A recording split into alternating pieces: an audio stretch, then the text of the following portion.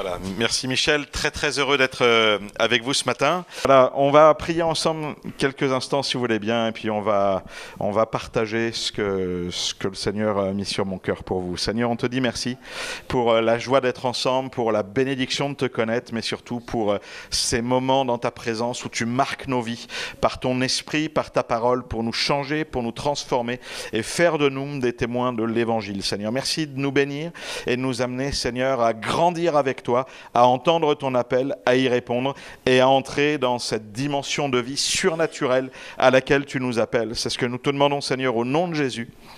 Amen. Amen. Voilà, ce matin, je voudrais vous parler de transplantation cardiaque divine. La transplantation cardiaque divine. Pourquoi ce thème? Tu peux passer à la suite. Je ne sais pas si vous avez déjà entendu parler de Abbey Corner, Bill Corner et Jack Lumous. Peut-être ça ne vous dit rien. Mais après la fête des pères, là, au mois de mai-juin de cette année, il y a une vidéo qui a circulé sur Internet où on voyait justement ce monsieur avec son stéthoscope. Je fais bonjour à la caméra. Voilà, avec son stéthoscope. Il a fait plusieurs milliers de kilomètres au travers les États-Unis pour aller voir ce jeune garçon, ce jeune homme qui s'appelle Jack Lumous, qui a 21 ans, il me semble. Et dans cette vidéo, on voit ce papa qui arrive avec son stéthoscope, qui le place sur la poitrine du jeune homme et qui s'effondre en pleurs. La réalité, c'est que cet homme a perdu sa fille, Abbey Corner, au début de l'année 2017, qui s'est retrouvée mort cérébrale de manière un peu étonnante. On ne sait pas trop ce qui s'est passé. Elle était à Cancun avec son frère, elle s'est retrouvée dans la piscine. Cancun, c'est pas forcément très glorieux pour les jeunes étudiants comme type de vacances qu'on passe, mais on ne sait pas exactement ce qui s'est passé. La chose qu'on sait, c'est qu'elle est décédée, son cerveau a été détruit, mais depuis qu'elle avait 16 ans, alors que là, elle devait avoir 18-20 ans, alors qu'elle avait 16 ans, depuis qu'elle a 16 ans, elle a décidé de donner ses organes pour ceux qui en auraient besoin, et elle l'a écrit depuis qu'elle a 16 ans. Elle a quand même une intelligence et une capacité, des fois, des gens ont des états d'esprit qui sont un peu surprenants, et en réalité, on a utilisé son cœur pour le greffer à ce jeune homme qui en a 21, qui lui restait 10 jours à vivre, et lorsque cette jeune fille est décédée et qu'on a pu utiliser son cœur, et ben sa vie est repartie et son existence pour lui est repartie. Et le papa, Bill Corner, voulait un peu voir les personnes qui ont bénéficié des organes de sa fille. Lui est celui qui a répondu présent. Et le papa a fait des milliers de kilomètres à vélo pour venir écouter le cœur de sa fille battre dans la poitrine de ce garçon. Et ce que le papa va dire, c'est de dire, en réalité, ma fille continue à vivre au travers de toi. Et ce jeune homme va dire, je ne peux pas rendre la fille à sa famille, mais je peux avoir une vie qui redémarre, et au moins je peux les apprécier, les aimer en retour et leur donner mon amour pour le don, quelque part, de la vie que j'ai eue au travers de la mort de leur fille. J'aimerais lire ce texte qu'on trouve sur cette deuxième slide, qu'on trouve dans le prophète Ézéchiel, au chapitre 36, au verset 26 et 27, et qui nous dit ceci. Je vous donnerai un cœur nouveau, et je mettrai en vous un esprit nouveau. J'ôterai de votre corps le cœur de pierre, et je vous donnerai un cœur de chair. Je mettrai mon esprit en vous, et je ferai que vous suiviez mes ordonnances et que vous observiez et pratiquiez mes lois. Amen. C'est un texte qui est déjà au chapitre 11 du prophète Ézéchiel, et il y a toute cette pensée dans l'Ancien Testament que nous pouvons découvrir dans le Nouveau Testament au travers de cette nécessité que nous devons avoir une transplantation cardiaque divine. Ce jeune homme dont on a parlé tout à l'heure, il avait un problème cardiaque et il allait mourir, il avait une maladie qui l'amenait à mourir. En réalité, chacun d'entre nous, nous avons une maladie de cœur, du cœur spirituel, qui nous amène à mourir Et tous, autant que nous sommes, que nous ayons 2 ans, que nous ayons 25 ans ou que nous ayons 67 ans, tous, nous avons cette maladie qui va nous entraîner vers la mort et vers la mort éternelle parce que notre cœur est malade. Cette maladie, ça s'appelle le péché, ça s'appelle cette dimension qui nous amène à faire ce que Dieu ne veut pas, à nous détourner de Dieu et à partir loin de Dieu. Et cette maladie va nous conduire dans la mort. Et cette mort, c'est une mort éternelle, infinie. Mais Dieu nous a tant aimés qu'il a donné son Fils, qu'il a donné la vie de son Fils, qu'il a donné le cœur de son Fils, pour qu'au travers de la foi, au travers du sacrifice de Jésus, nous puissions, nous, être transplantés cardiaquement, spirituellement, divinement à l'intérieur, pour que cette vie nouvelle vienne en nous. Notre cœur de pierre, qui est la conséquence du péché en nous. Dieu dit lui-même, je vais prendre ce cœur de pierre, je vais vous mettre dans la salle d'opération chirurgicale divine, je vais ouvrir votre cœur, je vais enlever le cœur de pierre qui vous conduit à la mort éternelle, et à la place, je vais transplanter un nouveau cœur. C'est comme celui de mon Fils qui est mort pour vous, qui a donné sa vie pour que vous puissiez vivre, pour enlever toutes les conséquences du péché et que votre vie maintenant reparte à nouveau sur cette terre et jusque dans la vie éternelle. Amen. Peut-être c'est un message que, en tant que chrétiens et que de ceux qui ont pris la Sainte Seine, nous connaissons, nous saisissons. Peut-être ça fait des mois, ça fait des années. Peut-être depuis que je suis né dans l'Église, j'entends ce message, mais l'important, ce n'est pas de savoir qu'il y a une greffe d'organes divine qui peut être accessible pour moi, c'est de la faire.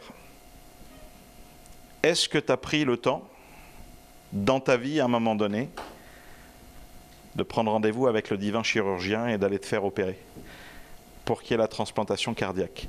Et j'aimerais, en un instant, peut-être m'arrêter là pour cet instant. J'ai une deuxième partie à la prédication, mais ça me semble important de dire, est-ce qu'au milieu de nous, peut-être on est ado, peut-être on est parent, peut-être on vient depuis des années, mais qu'en réalité, j'ai toujours mon cœur de pierre, et je vais mourir, et je vais mourir pour l'éternité. S'il n'y a pas cette transplantation cardiaque, si je n'invite pas le Seigneur à remplacer mon cœur, à le transformer, à le changer. On a beaucoup parlé de ça dans les chants ce matin. Merci pour la conduite des chants, le choix des chants. J'aimerais peut-être simplement qu'on ferme les yeux quelques instants. On est dans un culte, on n'est pas dans une réunion d'évangélisation, mais l'appel au salut, il est à chaque instant et à chaque moment. Et peut-être je vais inviter quelqu'un simplement à dire, moi en fait, je réalise que mon cœur, il n'a pas été changé réellement. Et j'ai besoin un instant là de demander au Seigneur de venir enlever mon cœur de pierre pour, à la place, mettre le cœur de chair qui va me donner la vie. Et je comprends maintenant que Jésus a donné sa vie, il est mort à ma place, pour que comme cette fille qui est morte, son cœur puisse venir dans ma poitrine, pour que je puisse vivre maintenant une vie nouvelle à la gloire de Dieu, et que cela va m'entraîner jusque dans l'éternité. Est-ce qu'il y a quelqu'un qui voudrait que je prie pour lui et qui voudrait inviter le Seigneur à venir changer son existence? Que Dieu vous bénisse. Est-ce qu'il y a quelqu'un d'autre? Vous pouvez baisser la main quand vous l'avez levée. Est-ce que quelqu'un d'autre n'a jamais fait cette prière, jamais fait réellement cette demande au Seigneur? Est-ce que quelqu'un voudrait simplement lever la main et dire, moi je veux maintenant que mon cœur change, parce que je comprends que si ça continue comme ça, je vais certainement aller à la mort. Dieu vous voit aussi, merci pour votre main. Est-ce qu'il y a quelqu'un d'autre? Que Dieu te bénisse aussi. Que Dieu te bénisse. Que Dieu te bénisse aussi. Quand vous avez levé la main, vous pouvez la baisser. Je vous invite simplement à répéter cette prière, mais pas comme une formule magique ou comme des mots qu'on place dans votre bouche, mais de le faire avec le fond de votre cœur, le fond de votre âme, le fond de votre esprit, et dire, Seigneur, merci. Parce que je vais et j'allais vers la mort. Parce qu'à cause de mon péché, je vais à la mort et à la mort éternelle. Mais je te dis merci Seigneur. Parce que je comprends ce matin que tu as donné ton Fils. Tu as donné la vie de ton Fils pour que tu viennes changer mon cœur. Je reçois ce cœur nouveau maintenant ce matin pour que mon cœur de pierre soit ôté et qu'à la place je reçoive ce cœur de chair qui me communique une vie nouvelle, une espérance nouvelle qui va jusque dans la vie éternelle. Seigneur, je te dis merci au nom de Jésus. Amen. Vous qui avez peut-être fait cette prière pour la première fois ce matin, je vous invite vraiment à prendre rendez-vous avec votre pasteur, avec Michel, avec son épouse, pour dire voilà, j'ai fait cette prière, maintenant je veux vraiment apprendre à vivre avec ce nouveau cœur, cette nouvelle vie, pour que maintenant cette vie en moi se développe et qu'est-ce que je dois faire maintenant pour continuer à aller plus loin. Amen.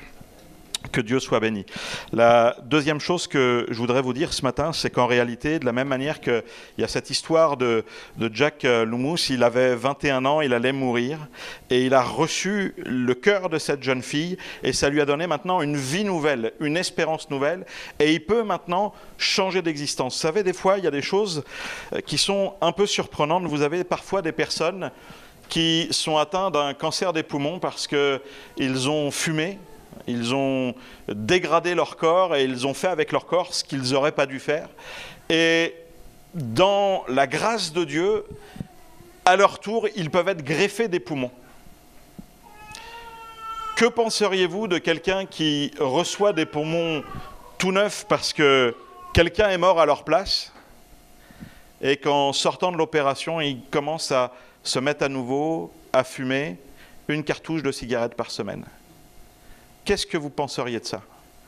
Si vous étiez le père ou la mère de celui qui a donné ses poumons, qu'est-ce que vous penseriez de la mort de votre fils ou de la mort de votre fille? Vous diriez, mais à quoi ça a servi? Non seulement il y a une tristesse, il y a cette vie qui est partie, et regarde pourquoi faire. La réalité, je crois que Dieu transplante notre cœur pour nous donner l'espérance de la vie éternelle, mais maintenant il faut aussi que Jésus vive au travers de nous. Si je reçois son cœur, si je reçois cette vie nouvelle, c'est maintenant pour vivre en nouveauté de vie et qu'au travers de moi, Jésus vive encore. Et Jésus déploie sa vie et qu'il soit vu au travers de moi. C'est pourquoi j'aimerais qu'on mette ce deuxième verset qui dit « Si je vis, ce n'est plus moi qui vis, c'est Christ qui vit en moi. Je vis dans la foi au Fils de Dieu qui m'aime et qui s'est livré lui-même pour moi. Amen. » Amen. Si c'est moi qui vis, en fait, c'est plus moi qui vis, c'est Christ qui vit en moi. Si j'ai reçu cette transplantation cardiaque, c'est pas pour que je continue à vivre la vie d'avant, la vie du péché, la vie qui déshonore Dieu, qui déshonore la vie qu'il m'a donnée, mais au contraire, c'est pour que maintenant ma vie soit un parfum de bonne odeur, soit un culte qui lui soit agréable. Le culte, ce n'est pas uniquement le dimanche matin entre 10h et midi, mais en fait, c'est tous les jours, c'est toutes les secondes, c'est tous les moments de mon existence tout au long de la semaine, parce que j'offre à Dieu un sacrifice de bonne odeur, maintenant en vivant d'une manière qui lui plaît, qui lui est agréable, parce que je démontre que je l'aime et que je le remercie de cette vie nouvelle qu'il m'a donnée. Mais là aussi, au travers de la vie de Jésus, par son esprit, parce que si je suis adopté, si je reçois cette transplantation cardiaque, alors je deviens une créature nouvelle parce que l'Esprit de Dieu vient habiter en moi et vient faire de moi cette nouvelle créature. Maintenant, par son esprit, Jésus habite en moi. Je n'ai pas juste un nouveau cœur, Jésus habite en moi par son esprit et maintenant, ce que je suis, ce que je vis, il veut l'exprimer pour continuer son ministère. Quand Jésus dit dans l'évangile de Jean, au chapitre 14, « Vous ferez des plus grandes œuvres que moi », c'est pour dire qu'en réalité, pour le moment, tant que je suis dans ce corps, puisque lorsqu'il dit cette parole, c'est à ses disciples, avant qu'il aille à la croix, avant qu'il aille mourir, il est physiquement sur la terre. Et en fait, ce qu'il est en train de leur dire, c'est que actuellement, je suis limité dans mon action parce que je suis à un seul endroit à la fois au travers de mon corps.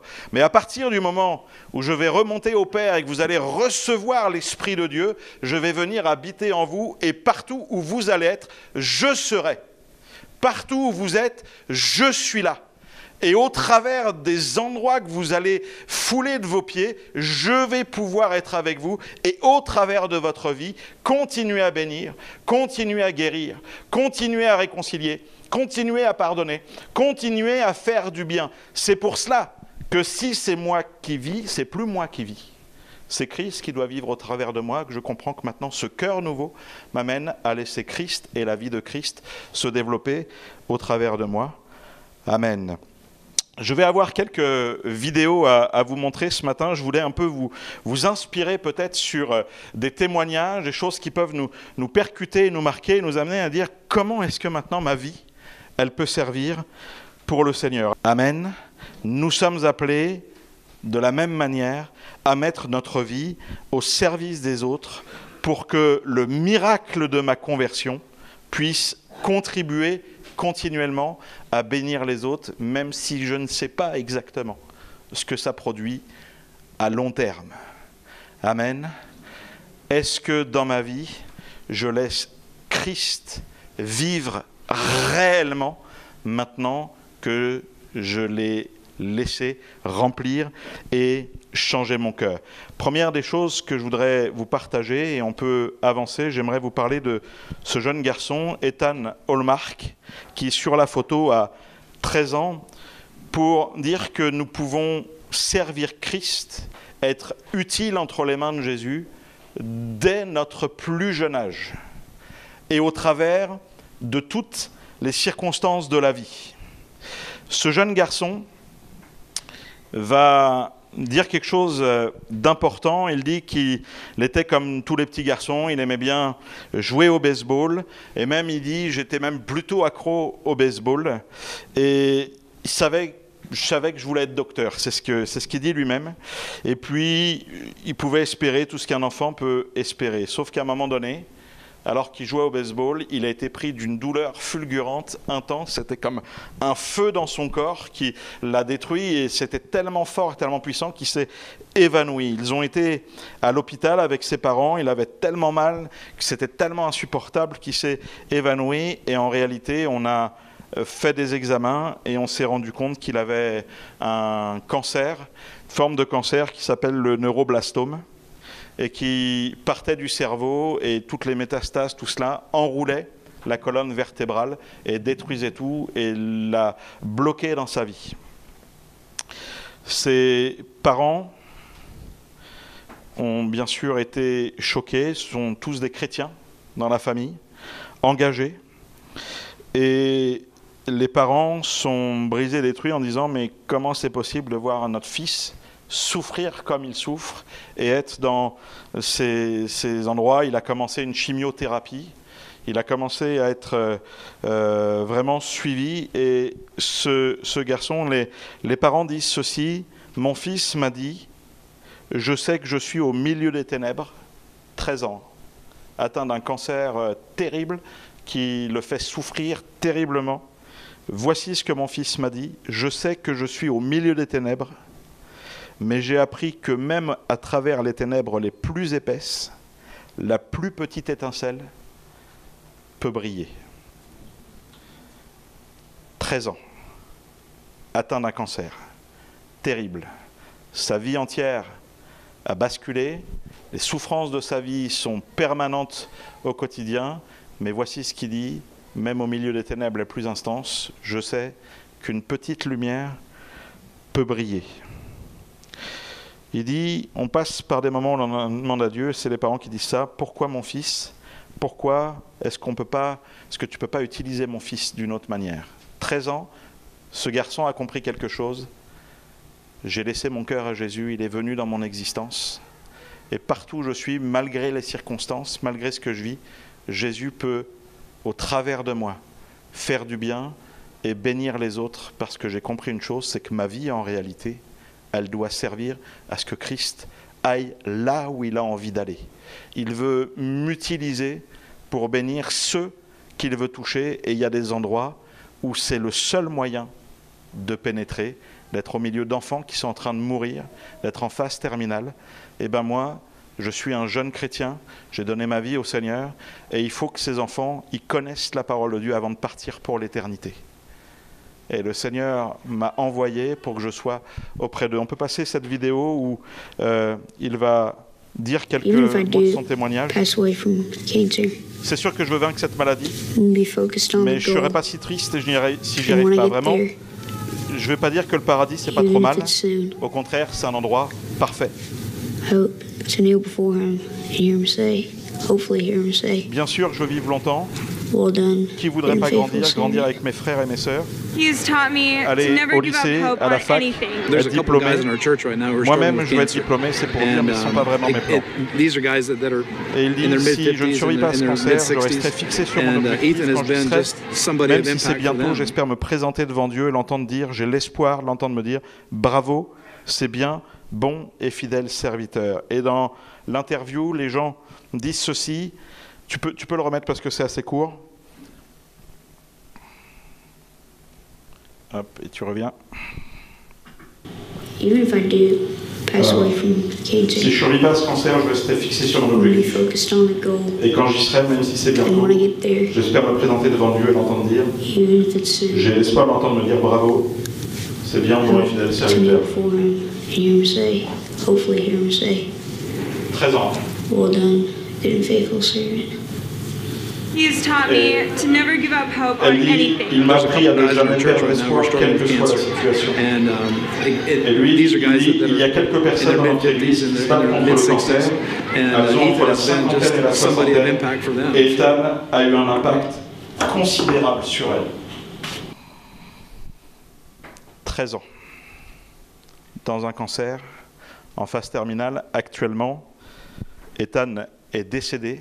Il est parti auprès du Seigneur.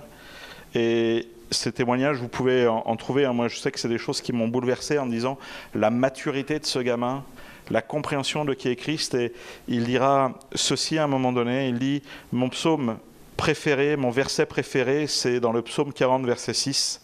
Tu as multiplié, Éternel, mon Dieu, tes merveilles et tes desseins en notre faveur. Nul n'est comparable à toi. Je voudrais les publier, les proclamer, mais leur nombre est trop grand pour que je les raconte. Et il va dire ceci, c'est vrai que ça peut paraître bizarre que ce soit mon verset préféré, les merveilles, la grâce, tout ça, mais pourtant c'est vrai. Même si ce cancer m'a apporté beaucoup de mauvaises choses, il m'a aussi apporté beaucoup de bonnes choses. J'ai rencontré des amis que je n'aurais jamais rencontrés autrement. C'est incroyable, parce qu'il a compris une chose, si c'est moi qui vis, en fait c'est plus moi qui vis.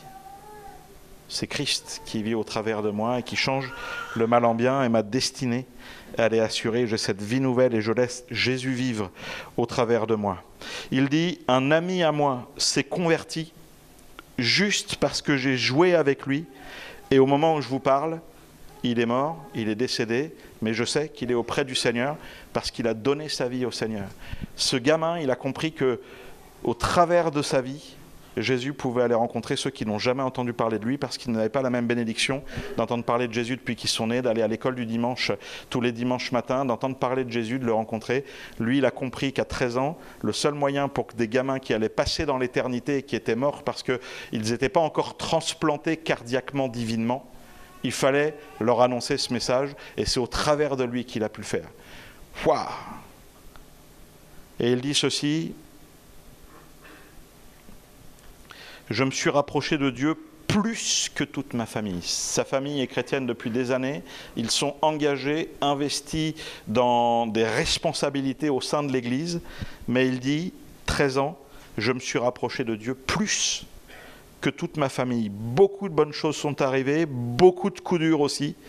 Mais je n'échangerai ma relation avec Christ contre rien au monde, contre rien du tout. Waouh! Est-ce qu'on lève la main pour dire, Seigneur, c'est plus moi qui vis, c'est Christ qui vit en moi.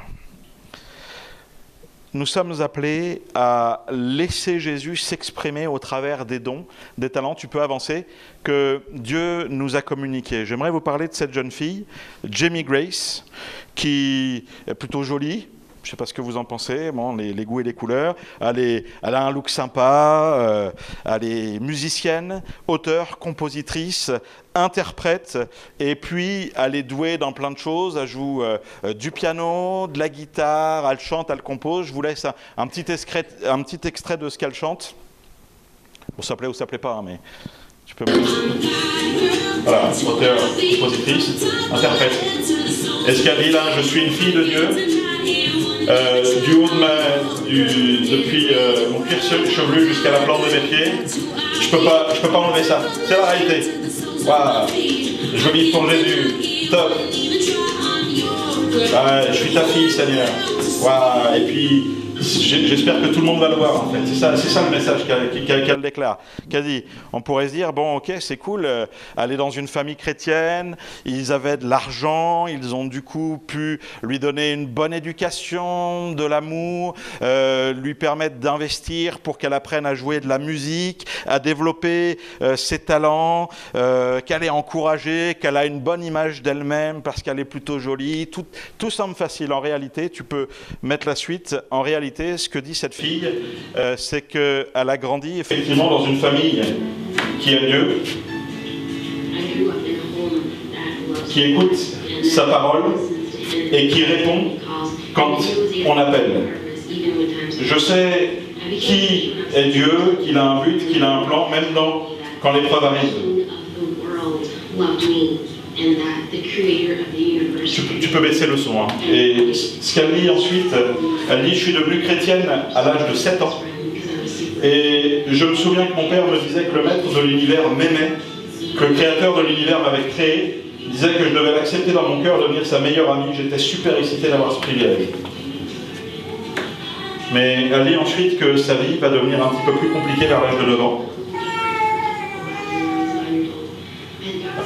Parce qu'elle est tombée malade, et le diagnostic est tombé. J'ai le syndrome de la Tourette. Vous savez, ces actes compulsifs qu'on ne peut pas maîtriser et qui l'amènent à avoir des tics, comme elle est en train d'avoir en ce moment, des désordres impossibles à contrôler. Tu peux baisser le son. Hein. Et ce qu'elle va dire, elle dit, quand j'ai découvert que j'avais ce syndrome à l'âge de 9 ans, ça a été très frustrant, mon pronostic vital n'était pas engagé, mais c'est une maladie qui pourrit la vie. Il n'y a aucun traitement. Et on m'a appris que je devais vivre avec ce gros souci au quotidien. Et elle dit, maintenant quand on me regarde, à moins que je fasse ces grimaces bizarres, on ne peut pas vraiment deviner que je souffre de ce syndrome. Et elle dit, entre 12 et 13 ans, la maladie avait tellement empiré que marcher, parler était un défi pour moi, aller à l'école, me faire des amis et les garder était vraiment difficile. Elle dit, j'ai passé tellement de temps seul dans ma chambre, fatigué d'être bizarre, fatigué qu'on se moque de moi, fatigué d'être fixé, fatigué d'être différente. Et elle disait, je commençais à me demander si ce Dieu que je servais m'aimait vraiment, s'il ne m'aimait pas moins que les autres. Je voyais mes parents, leur joie, le zèle qu'ils avaient à chanter, à prêcher, c'était incroyable. Je regardais ma sœur qui servait Dieu avec joie, je me disais, waouh, ils aiment Dieu et Dieu les aime. Mais ils ne passent pas par ce que je traverse, ils ne peuvent pas me comprendre réellement. Et elle dit, honnêtement, aujourd'hui je suis devenu ce que je suis, que ma croissance spirituelle, mon engagement pour Dieu, le fait de mettre ma vie à la disposition du Seigneur, les talents qu'il a déversés en moi, de les mettre, je dois l'attribuer d'abord à Dieu premièrement, mais aussi grâce aux gens que Dieu a placés autour de moi. Je peux être une bénédiction pour celui qui est dans la souffrance. Si Jésus vit en moi, alors je peux le servir avec mes dons et mes talents comme cette jeune fille, mais je peux aussi, moi, être celui qui va encourager, qui va bénir, qui va entourer, qui va faire se relever celui qui est découragé, celui qui n'en peut plus, pour comprendre que Dieu l'aime aussi de la même manière, malgré les difficultés par lesquelles il passe, qu'il a un plan et un projet devant Dieu, et que sa vie peut servir à la gloire de Dieu. Et elle dit, en fait, lorsque je disais à ma mère, « Maman, je ne suis pas belle. Maman, j'ai pas de projet pour ma vie. Je suis bizarre, je suis stupide. C'était le genre de mère qui répondait « Dieu t'aime, Dieu t'a créé, il a un plan pour toi ». Elle dit, quand j'étais avec ma sœur, que les autres gamins se moquaient de moi, me traitaient d'attardé à cause de mes tics, j'avais le genre de sœur qui n'allait même pas perdre son temps à aller voir les autres gamins pour leur dire d'arrêter, mais qui allait aussitôt vers moi, me réconforter, m'aimer, m'aider, me proposer de jouer avec elle afin de me changer les idées. Elle me montrait ainsi que je ne devais pas me préoccuper de ce que les autres pensent de moi, mais seulement de ce que Dieu pense de moi.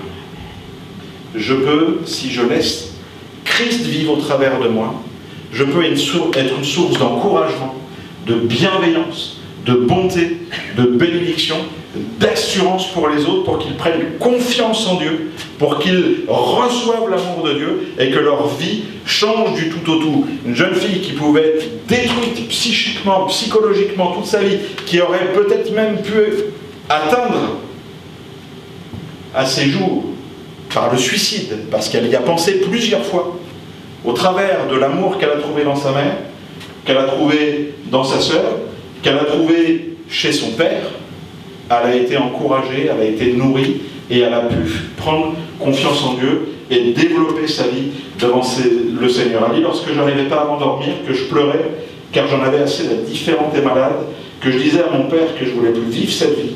J'avais le genre de père qui commençait à me chanter une chanson sur un air de jazz.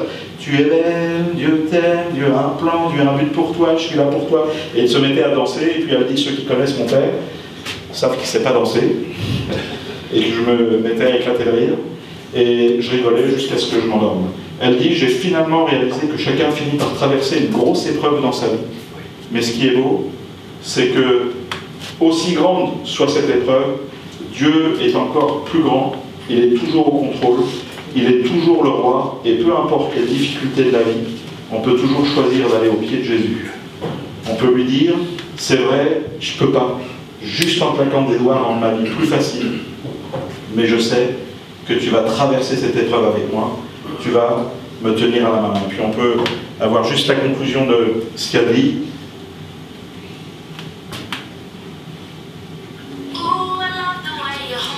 Voilà, ça c'est les chants qu'elle compose. J'aime trop ce moment, comment tu m'aimes. Elle dit, mon psaume préféré, c'est le psaume 30, verset 6. Le soir arrivent les pleurs, mais le matin arrive la détresse. Cette personne m'a dit, je dois me le répéter tous les 6 mois, voire même toutes les 6 minutes. Les pleurs arrivent, mais la joie de Dieu, la vraie joie, arrive. Cette fille aussi, elle a compris une chose, parce qu'elle a été transplantée cardiaquement à l'âge de 7 ans. Quelles que soient les détresses de sa vie et de son existence, Jésus vit au travers d'elle. Jésus exprime tout le potentiel qu'il a placé en elle par son amour, sa bonté, ses dons et ses talents pour glorifier son nom. Mais aussi sa famille. Ses parents, ceux qui l'entourent, ont été transplantés cardiaquement et ont compris aussi qu'ils pouvaient laisser Jésus s'exprimer au travers d'eux en l'encourageant, en l'aimant, en étant avec elle, en la supportant, en l'aidant à découvrir l'amour de Dieu, etc. Et de ne pas dire, nous, c'est super, c'est facile pour nous, et toi, bah ouais, c'est difficile. Non, pour chacun d'entre nous, Dieu a un plan parfait, Dieu a un plan extraordinaire, et il peut déverser toi quelque chose. Et quand vous écoutez ces chants, sa composition, c'est joyeux, c'est festif, c'est incroyable, alors qu'elle vit dans la galère. Si je vis, ce n'est plus moi qui vis, c'est Christ qui vit en moi. Est-ce que dans mon quotidien, quand tout ne marche pas comme j'ai envie, quand mon mari il n'est pas sympa, quand mes enfants ils n'écoutent rien, comment je suis? Quelle est ma réaction? Quelle est ma façon de vivre? Quand je suis à la banque alimentaire et qu'on me fait un scandale, parce que le chou-fleur là, c'est pas le mien, je veux l'autre, etc. Hein? Comment est-ce que je réagis? Comment est-ce que je développe, je déploie, je laisse Dieu aimer au travers de moi, au travers de ce que je dis? Je suis mis à la disposition du Seigneur. On pourrait dire, voilà, je donne mon temps. C'est déjà un sacrifice énorme. Je donne déjà à Dieu parce que j'ai la vision que je peux être utile entre les mains de Dieu. Mais des fois, face aux réactions des uns et des autres, c'est pas toujours facile d'être sympa, c'est pas toujours facile de dire une parole de bénédiction, c'est pas toujours facile de pouvoir être encourageant quand nous-mêmes peut-être on se décourage. puise tes forces dans le Seigneur parce que ton cœur, il a changé. Il a ôté ton cœur de pierre et il met un cœur de chair et maintenant, tu as besoin de le laisser vivre au travers de toi pour qu'au travers de toi, il y ait cette bénédiction. Est-ce que vous me donnez quelques minutes de plus ? Je voudrais terminer avec cette dernière illustration. Corrie ten Boom. Cette femme qui a été déportée avec sa famille dans les camps de concentration parce qu'ils avaient hébergé des Juifs, qu'ils ont été pris par les nazis et qui ont été, à elle et sa sœur, au camp de Ravensbrück. Et là-bas, sa sœur est morte à cause des souffrances terribles qu'ils y ont subies, l'humiliation, la famine, la maltraitance, la destruction psychique et psychologique. Et cette femme va découvrir profondément et s'appuyer sur le Seigneur en laissant Dieu guérir sa vie, remplir son cœur et apprendre à pardonner. C'est une femme du pardon. Et j'aimerais vous dire qu'une des choses dans lesquelles Jésus veut s'exprimer au travers de nous, il nous dit qu'il fait de nous ses ambassadeurs et il a placé en nous une parole, c'est celle de la réconciliation. Et d'aller vers ceux qui sont loin de Dieu pour qu'ils soient pardonnés, mais aussi que nous-mêmes, nous soyons des ambassadeurs du pardon de Dieu en pardonnant à ceux qui nous font du mal, à ceux qui nous font du tort. Et Corrie ten Boom va raconter une des expériences en même temps terrible et extraordinaire de l'expérience de apprendre à pardonner, comme Christ nous a pardonné. Elle dit que lors de ses conférences, lors de ses témoignages, elle va parler du pardon et elle dit qu'elle était dans une église à Munich où elle a pris la parole en 1947 et après avoir terminé en expliquant comment Dieu avait restauré sa vie, comment Dieu lui avait permis de pardonner à ses bourreaux, comment il avait élargi sa vie, elle dit qu'à la fin, un homme s'est levé et en le voyant, tout de suite elle a reconnu que c'était un de ses bourreaux, un de ceux qui l'a maltraité, elle et sa sœur, pendant toutes ces années dans le camp de Ravensbrück. Et cet homme est venu la voir et il dit « Vous avez parlé de Ravensbrück, j'étais l'un de ses gardiens. » Il dit « Mais depuis ce moment-là, moi je suis devenu chrétien et je sais que Christ a pardonné toutes les atrocités que j'ai pu faire. Dieu a lavé tous mes péchés, il a changé mon cœur. J'ai vécu cette transplantation cardiaque spirituelle. » Et il dit « Je sais que Jésus m'a pardonné, que le Père m'a pardonné. Mais je voudrais m'assurer que vous aussi, vous m'avez réellement pardonné et que vous puissiez me le dire de votre bouche. » Waouh! Elle venait de parler du pardon. Elle venait parler de l'authenticité de ce que Dieu fait dans une vie, dans un cœur. Et là, il y a l'épreuve de est-ce que ce qu'on dit, c'est la réalité de ce qu'il y a au fond de notre cœur. Et elle dit que pour elle, ça a été comme une lutte terrible, parce qu'elle a revu toutes les images de souffrance, sa sœur, et pour elle, elle dit, c'était impossible que je puisse le pardonner. Mais en même temps, elle avait cette lutte avec l'Esprit de Dieu en elle, parce qu'elle avait été transplantée, elle aussi, cardiaquement, spirituellement, et qu'elle entendait le Seigneur dire « Moi, sur la croix, alors que j'étais livré, alors que j'étais cloué, alors que j'étais puni et frappé à cause de vos fautes, j'ai déclaré, Père, pardonne-leur parce qu'ils ne savent pas ce qu'ils font. Maintenant, si je vis en toi, besoin d'exprimer mon pardon, ma libération, ma bénédiction, au travers de toi, puisque c'est plus toi qui vis. C'est moi qui vis en toi, au travers de mon esprit, parce que tu as été transplanté cardiaquement. Et elle dit, je ne pouvais pas le pardonner, mais j'ai fait une chose, j'ai obéi au Saint-Esprit. J'ai obéi au commandement de Dieu. J'ai obéi à ce que Dieu m'a dit de faire. Et elle dit, au moment où elle a décidé de dire « je vous pardonne », elle dit qu'il y a une action de l'Esprit de Dieu, d'un amour souverain, d'une onction qui l'a embrasée à tel point qu'elle a crié même avec joie, avec larmes, je vous pardonne, et ils se sont pris dans les bras, et il y a eu une guérison, une bénédiction, parce que d'un seul coup, elle a laissé Jésus vivre au travers d'elle. Elle a laissé Jésus s'exprimer au travers de sa vie, et l'Esprit de Dieu a traversé son existence, et elle a vécu l'une des plus belles expériences de la présence et de l'amour de Dieu. Est-ce que je suis prêt à pardonner à ceux qui me font du tort? Vous savez que dans la croissance spirituelle, dans l'expérience de Dieu, Dieu veut nous apprendre des choses. Les disciples viennent dire « Apprends-nous à prier ». Et Jésus leur explique comment développer leur vie de prière. Donc on a les moyens de grandir dans notre vie de prière. Mais il y a des caractéristiques, il y a des choses dans la vie spirituelle que Dieu veut nous apprendre à faire, c'est qu'il veut nous apprendre aussi à pardonner. Vous êtes d'accord avec ça?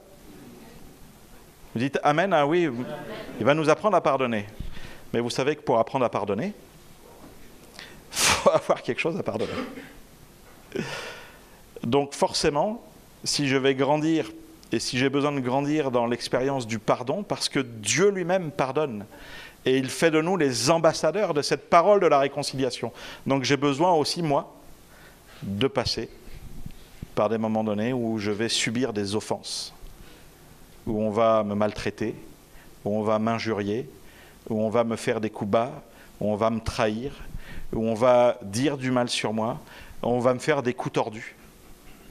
Non pas parce que Dieu se réjouit de ça, parce que Dieu ne peut pas être tenté par le mal, mais parce que nous vivons dans un monde corrompu, nous vivons dans un monde déchu, nous vivons dans un monde où le péché a envahi le cœur de l'homme, et nous-mêmes, nous décevons les autres et nous blessons les uns et les autres, quelque part au quotidien même, par des paroles qui ne sont pas toujours bienvenues, des façons d'être dont on ne s'aperçoit parfois même pas, ou parfois, des fois, on sait ce qu'on fait. Donc on sera nous-mêmes blessés, de manière involontaire ou volontaire, parce qu'il y a des gens qui aiment être méchants et faire du mal et nous causer des problèmes. Mais le Seigneur veut nous apprendre aussi à comprendre que si notre cœur, c'est plus le nôtre, mais c'est le sien, il veut de la même manière développer ce qu'il est, un Dieu qui pardonne, un Dieu de compassion, un Dieu de guérison, un Dieu de réconciliation. Et pour ça, j'ai besoin de le laisser vivre au travers de moi. Quand vous regardez l'histoire de Joseph, il a été vendu par ses frères, il a été mis en prison alors qu'il s'est enfui d'une situation qui allait lui poser problème, et justement parce qu'il voulait plaire à Dieu, il s'est retrouvé dans des situations pas possibles, mais à chaque fois il s'est attaché à Dieu et au Seigneur. Pour apprendre à pardonner, il y a deux choses qu'on a besoin toujours de se rappeler. Premièrement, c'est que Dieu m'a pardonné plus que tout ce qu'on peut me faire subir.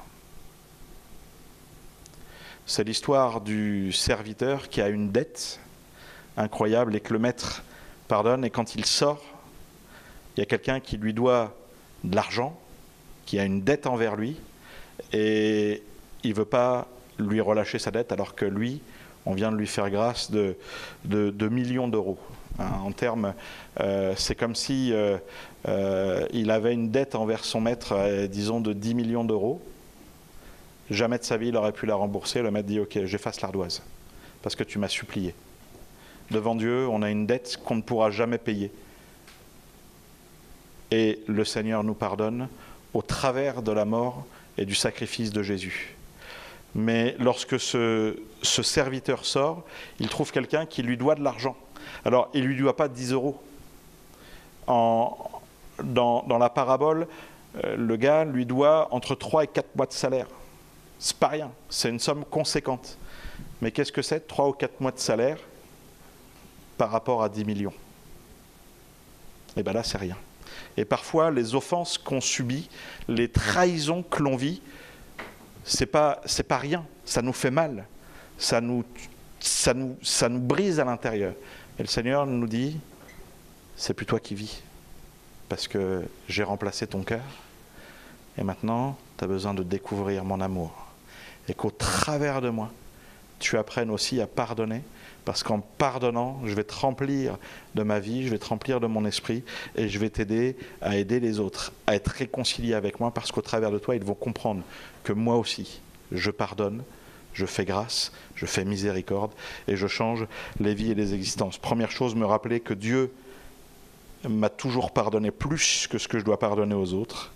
Et puis, la deuxième chose, c'est que Dieu, il est toujours au contrôle de ma vie. L'histoire de Joseph nous démontre que malgré la trahison, malgré la prison alors qu'il n'avait rien fait, malgré le fait de rester 2 ans supplémentaires en prison alors qu'il avait interprété le rêve qui libérait les chansons du roi, Dieu l'a placé pour être le libérateur de sa famille. Mais s'il n'avait pas réussi à pardonner à ses frères, il les aurait tous exterminés, parce que quand ils sont venus devant lui se prosterner, il aurait pu dire « Ok, vous, on va vous faire couper la tête, parce que je désire me venger, tout cela. » Mais Joseph va dire « N'ayez pas peur, n'ayez pas de crainte, parce qu'en réalité, c'est Dieu qui était au contrôle de tout ce qui s'est passé et qui m'a placé devant vous, qui m'a fait venir devant vous, qui m'a permis d'avoir cette position d'autorité pour sauver votre vie, pour sauver votre avenir et pour accomplir les promesses qu'il a faites à Abraham, Isaac et Jacob. »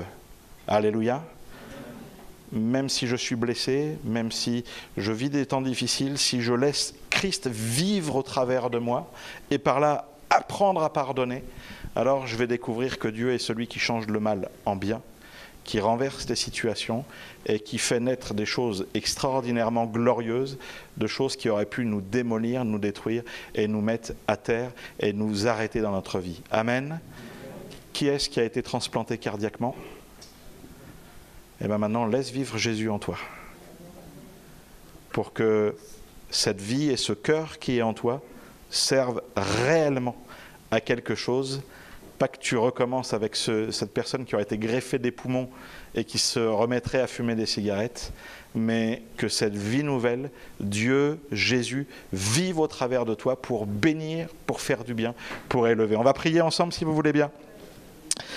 Seigneur, nous te disons merci pour ta grâce et ta bonté. Merci pour cette vie nouvelle que tu déploies en nous et que tu nous amènes à vraiment te laisser, Seigneur, transparaître au travers de nous. Te disons merci parce que nous-mêmes, par nous-mêmes, nous savons que nos cœurs sont durs, nous sommes des pécheurs et il n'y a rien de bon qui peut sortir de nous, mais nous te disons merci parce que tu viens changer nos cœurs de pierre et tu mets un cœur de chair à la place et que dans tous les domaines de notre vie, tu peux laisser exprimer ton amour et ta bonté pour que nous soyons des témoins.